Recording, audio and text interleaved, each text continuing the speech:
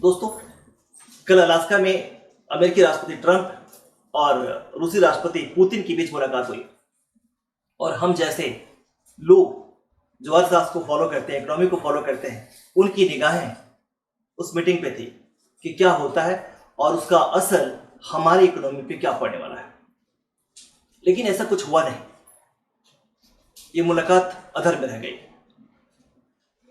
हालांकि आज जो लोगों से हम बात करते हैं तो अक्सर कई लोगों का ये कहना होता है कि मोदी जी और ट्रंप के बीच में बड़ी अच्छी दोस्ती थी, दोनों एक दूसरे को अच्छे दोस्त कहते हुए फूले नहीं समाते थे, बड़ी गलबहियां थी। तो आखिर ऐसा क्या हुआ कि इनकी दोस्ती के बीच में थकान आ गई। दोस्तों, मेरा उनसे ये कहना है कि आप इस दोस्ती को अगर व्यक्तिगत रूप से देखें, मोदी जी की और ट्रंप जी की दोस्ती की बात करें तो आप कह सकते हैं कि ये व्यक्तिगत दोस्ती शायद उनकी अभी भी ठीक ही होगी, लेकिन ये दोस्ती दो राष्ट्रों के बीच की है और ये दोनों लोग दो राष्ट्र के, बड़े राष्ट्र के राष्ट्राध्यक्ष हैं। जहां अमेरिका फर्स्ट की बात करता है, वहीं इंडिया फर्स्ट की बात करता है। तो जाहिर सी बात है, हितें टकराएंगी और कोई भी दोस्त अगर एक दूसरे दोस्त को नीचे दिखाते हुए, उसको नुकसान करते हुए दोस्ती निभाना चाहता है तो ये दोस्ती कभी निभाती नहीं है और यही कारण है इस दोस्ती के थकावट की। तो आज मैं बताने वाला हूं जो आजकल घटनाएं घटी हैं और प्रधानमंत्री मोदी ने जो लाल किले से अपनी बातें कही है, उस सबको अगर मिला लूं तो मैं बताऊंगा कि आखिर ये थकावट जो दोस्ती में आई, इसका कारण क्या है। मैं इसको दो पार्ट में बांटूं, एक जनरल और दूसरा इकोनॉमिक। अगर मैं जनरल डिफरेंसेस की बात करूं तो मैं कहूंगा अप्रोच टू द वर्ल्ड। दोनों का अप्रोच अलग अलग है। जहां अमेरिका अपने आप को ग्लोबल लीडर समझता है, सुपर पावर समझता है, चोटी पे बैठा हुआ है, चाहता है कि इंडिया जैसे देश उसके पीछे खड़े रहें, वो जो कहे उसकी बातों को समझ लें। वहीं इंडिया ऐसा देश जो एक संप्रभु देश है, वो इससे मानने को इनकार करता है। वो गुट निरपेक्ष रहना चाहता है, किसी गुट में रह करके नहीं, बल्कि सबके साथ एक अच्छे माहौल के साथ अपने व्यापार को बढ़ाते हुए विश्व के डेवलपमेंट में, अपने देश के डेवलपमेंट के साथ एक भूमिका निभाना चाहता है। जो डिफरेंस है अमेरिका और भारत के बीच। अगर मैं बात करूं डेवलपमेंट प्रैक्टिस की, तो अमेरिका एक डेवलप्ड कंट्री है, डेवलप्ड इकोनॉमी है। वो ग्लोबल इश्यूज जैसे climate change, intellectual property and global trade leadership की बात करता है। वहीं इंडिया एक डेवलपिंग कंट्री है। वो गरीबी मिटाने की बात करता है, जॉब क्रिएट करने की बात करता है, किसानों की इनकम बढ़ाने की बात करता है और बेसिक इंफ्रास्ट्रक्चर को बढ़ाने की बात करता है। अगर मैं कल्चर ऑफ इकोनॉमिक्स की बात करूं तो अमेरिका चाहता है कि फ्री मार्केट होवे, उसके लार्ज कॉरपोरेशंस वहां तक फैलें। वहीं इंडिया प्रोटेक्टिंग तरह से काम करना चाहता है, अपने बिजनेसमैन को, अपने फार्मर्स को, अपने लोकल इंडस्ट्रीज को। इकोनॉमिक डिफरेंसेस की बात करूं तो पहला ट्रेड है। अमेरिका चाहता है कि इंडिया उस पर टैरिफ कब लगाए, अपने मार्केट को खोले, यानी अमेरिकी प्रोडक्ट जो फार्मिंग प्रोडक्ट्स हैं, डेयरी है, एप्पल्स है, टेक्नोलॉजीज है, फिशरीज है, ये सारे के सारे प्रोडक्ट्स इंडिया के मार्केट में आसानी से आ सके, आसानी से बिक सके।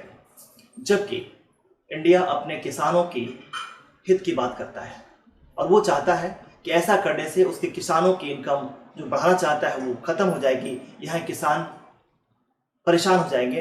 इसलिए उस ट्रेड की बात इंडिया नहीं मानना चाहता और यही कारण है कि अमेरिका रेसिप्रोकल, मतलब जैसे को तैसा, आपने टैरिफ कम नहीं किया तो हमने भी टैरिफ कम नहीं किया, वो कर रहा है।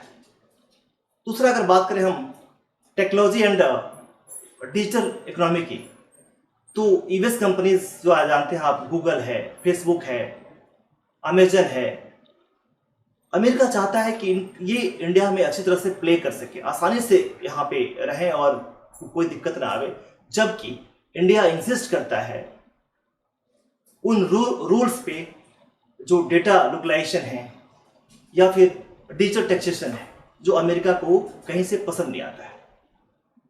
अगर फार्मास्यूटिकल्स की बात करें तो अमेरिका चाहता है कि इसके फार्मा इंडस्ट्री का प्रोडक्ट इंडिया में खुलकर सामने आ जाए, जबकि इंडिया चाहता है कि यहाँ के जेनरिक मेडिसिन को बढ़ाया जाए।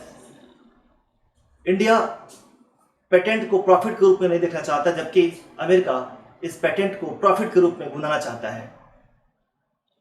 अगर मैं बात करूं एनर्जी और क्लाइमेट की, तो अमेरिका का मानना है कि इंडिया को रिन्यूएबल एनर्जी की तरफ जाना चाहिए। भारत हालांकि एग्री करता है, उस पर कोशिश भी करता है, बट वो कहता है कि इतनी फास्ट मैं नहीं जा सकता, क्योंकि हमारे लोगों की अभी भी डिपेंडेंसी कोल पे है।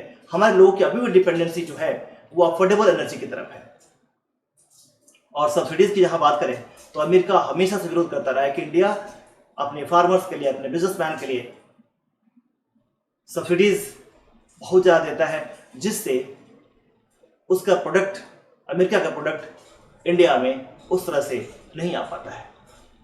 तो ये सारे कारण हैं जिसके चलते इंडिया और अमेरिका के बीच के रिश्तों में थकान आई है। अमेरिका निगोशिएट करना चाहता है दबाव डाल करके, जबकि जो आपने लाल किले से प्रधानमंत्री की जो भाषण को सुना, उनका साफ कहना था कि चाहे कुछ भी हो, वो सुरक्षा पे और अपने किसानों को, छोटे बिजनेस को किसी भी हालत में नुकसान नहीं होने देंगे। उनके लिए वो दीवार बन के खड़े हैं। तो जाहिर सी बात है, अगर मैं दो वाक्य में कहूं तो यही है कि अमेरिका अपनी ग्लोबल कॉर्पोरेट लेंस से देख रहा है, मार्केट को उठाना चाहता है, अपने बड़ी कंपनियों को प्रोटेक्ट करना चाहता है, ग्लोबली लीड करना चाहता है। वहीं इंडिया अपने डेवलपमेंट लेंस से देख रहा है, वो जॉब क्रिएट करना चाहता है, गरीबी को कम करना चाहता है, अपने फार्मर्स, अपने बिजनेसमैन को सपोर्ट करना चाहता है। ये डिफरेंसेस है बेसिकली, जिसके चलते अमेरिका भारत पे टैरिफ के बहाने दबाव डालना चाहता है। लेकिन हम जैसे लोग, हमें जो एमएसएमई के इकोसिस्टम है, हमें एमएसएमई को, अपने फार्मर्स को पूरी सपोर्ट करनी चाहिए, उनको पूरा आगे की तरफ पुश करना चाहिए, ताकि हम आत्मनिर्भर हो सके और किसी के दबाव में नहीं आ सके, किसी टैरिफ के दबाव में नहीं आ सके, किसी के कारण किसी के पीछे नहीं चल सके। हमारा प्रोडक्ट हमारे यहाँ कंज्यूम हो, हमारे किसान, हमारे बिजनेसमैन के पास पैसा बने और हम विदेशों में अपने हर जगह अपने माल को दे सकें। कैसा लगा मेरा ये विश्लेषण, जरूर बताइएगा। Thank you very much.